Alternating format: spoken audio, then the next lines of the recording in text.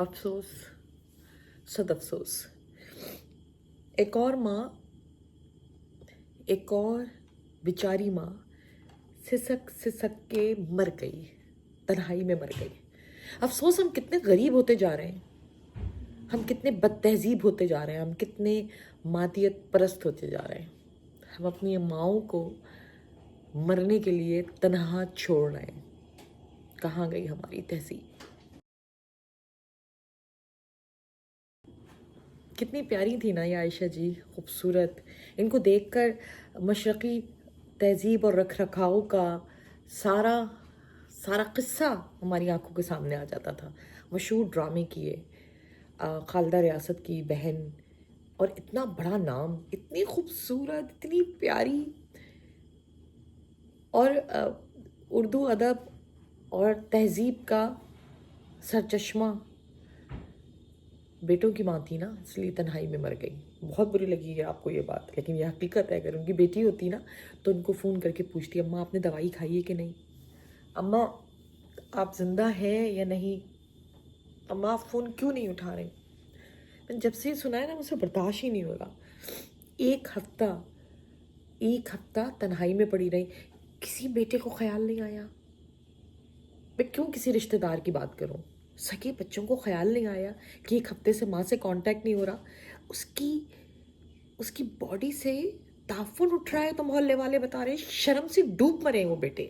کاش کہ میری یہ ویڈیو ان تک پہنچ جائے۔ اتنی شرم نہیں تھی، کوئی بہت ظالم ماں تھی، ظالم ماں بھی تھی، اس کا انجام ایسے ہوگا جس نے تمہیں پالا پوسا۔ میں کسی کے مضمون میں پڑھ رہی تھی کہ جب سے انہوں نے اپنی ساری جائیداد بچوں کے نام کی تھی، بس چھٹی ہو گئی، بھاگ لو۔ کہاں سے پیدا ہو رہی ہیں یہ لڑکیاں جو بہویں بنتی ہیں تو اتنی خطرناک ہو جاتی ہیں کہ شادی سے پہلے ہی ان کی خواہش یہ ہوتی ہے کہ بس الگ گھر مل جائے۔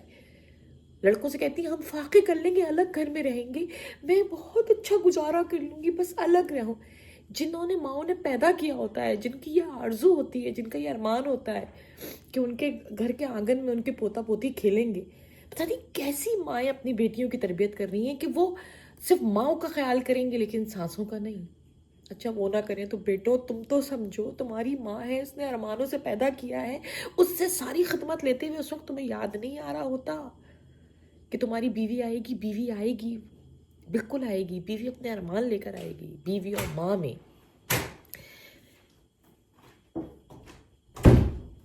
میرے الفاظ جو ہے نا وہ گونگے ہو رہے ہیں اور میں شاید ان الفاظوں کے ساتھ بات نہیں کر سکتی، لیکن کیسے وہ اکیلے تنہائی میں مر گئیں۔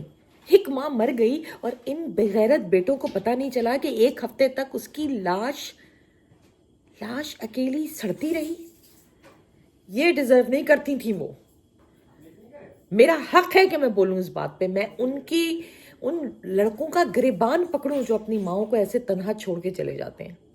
الگ ہی گھر لینا تھا نا، قریب میں لے لیتے، ایک ہی شہر میں لے لیتے، یا اپنی ماں کو بھی وہاں کسی اولڈ ہوم میں ڈال دیتے، کم سے کم خبر تو رکھتے۔ کہاں سے آئیں یہ بغیرت بیٹے، کہاں سے یہ ایسی ہیروئنیں اور ایسی شہزادیاں، ایسی ملکائیں اتر رہی ہیں، اپنے باباؤں کی، اپنی اماؤں کی ایسی رانیاں ہیں جو اپنے شوہروں کی ماؤں کو کچرے میں پھینکنے کو تیار رہتی ہیں۔ کہاں سے؟ اف اللہ، عزت و احترام نہیں تو مرنے کے بعد ہی کر لو۔ اف، ان کی باڈی سے بدبو آتی رہی۔ پتہ نہیں کہاں جا رہا ہے زمانہ، پتہ نہیں کہاں جا رہا ہے زمانہ۔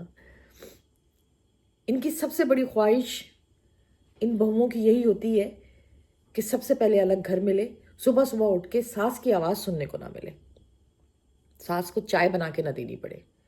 حالانکہ ماڈرن زمانہ ہے، یہاں پہ ساسیں اپنا کھانا خود بناتی ہیں، بھائی یہ وہ زمانہ نہیں رہا، لیکن اتنا تنہا نہیں کرو بیٹوں کی ماؤں کو کہ وہ تنہائی میں مر جائیں اور ان کے بدن سے بدبو آئے۔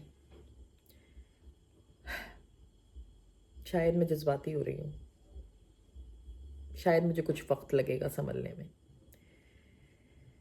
لیکن ان لڑکیوں کو سلام کہ جو اتنی سخت جان بن رہی ہیں کہ اپنی خواہشوں کی نظر ماؤں کی محبتوں کو کر رہی ہیں اتنی دور لے جانا چاہتی ہیں ان کے بیٹوں کو کہ خبر ہی نہ ہو ان کو ان کی ماؤں کی.